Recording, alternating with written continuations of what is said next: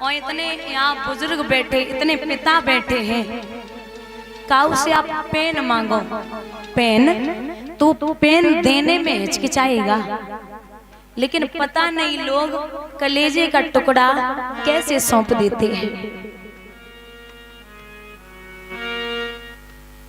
वो बाप भले ही न रोए, उसकी आंखों से आंसू भले ही न निकले, लेकिन माँ तो पेट भर के रो लेती है, बाप को कोई नहीं समझा पाता।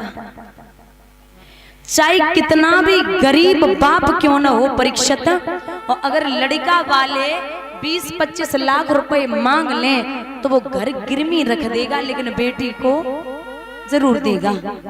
पता है क्यों?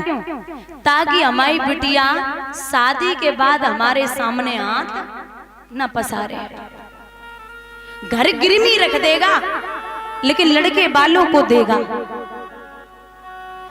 और हमने देखा है, तुम अपनो घर बेच दियो और फिर देना सब कुछ, तब भी लड़का वाले के मुंह से यही निकलेगा कुछ ज्यादा ना मिल पाओ। उनका पेट नहीं भरता। राजा जनक रोए तो मां सीता गले में बाहें डाल के बोली, पिताजी आप रोइए मत। राजा दशरथ के सामने हाथ जोड़े, अपनी पगड़ी उतार के बोले कि हे महाराज, हमारी बेटी सीता बहुत संस्कारी है, आप इसे लेके जा रहे हो, लेकिन एक काम करना, मेरी बेटी को कभी तकलीफ मत देना। राजा दशरथ बोले, कैसी बात करते हो?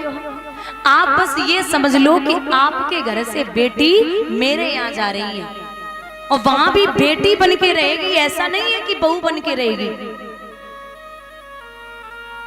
नेत्रों से अश्रुधारा है। अच्छा, पिता भी ऐसे होते हैं, बिटिया जब पैदा होती है तो लक्ष्मी, संस्कार और भाग्य लेके आती है। एक महीना पहले से जब बिटिया की शादी होवे ना, तो एक महीना पहले से ही बाप इधर उधर भागता है, पैसे इकट्ठे करता है, सामान इकट्ठा करता है, लेकिन भागेगा दौड़ेगा, पता नहीं कहां से ताकत आती है बिटिया की शादी के लिए।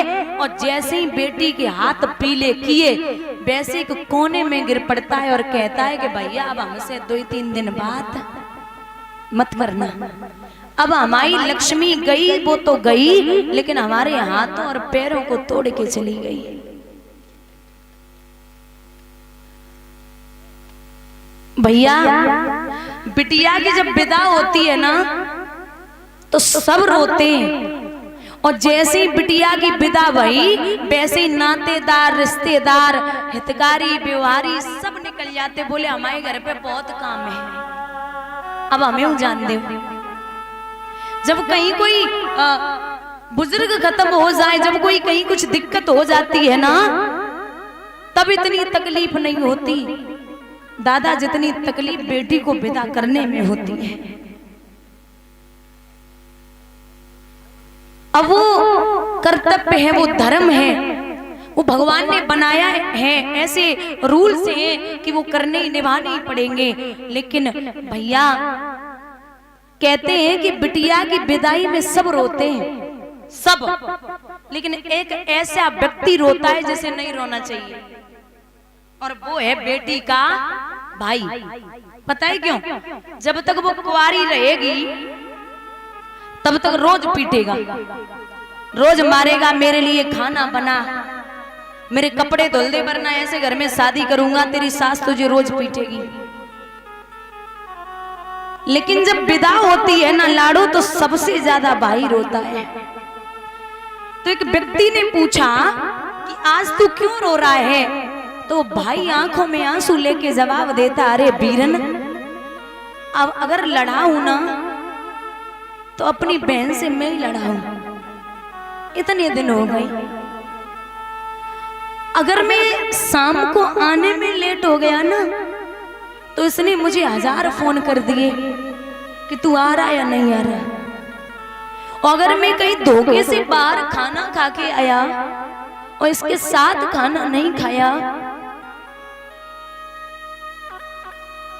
तो याद रखना ये तब तक चुप नहीं रहती जब तक मुझे अपने साथ एक टुकड़ा रोटी का ना खिला ले। बहुत लड़ती है और जब मैं रूठ भी जाऊं ना, गुस्सा भी हो जाऊं, ये मनाने के लिए खुद ही आती थी। आज से न तो कोई लड़ने वाला होगा और ना ही कोई मनाने वाला होगा। रिश्ते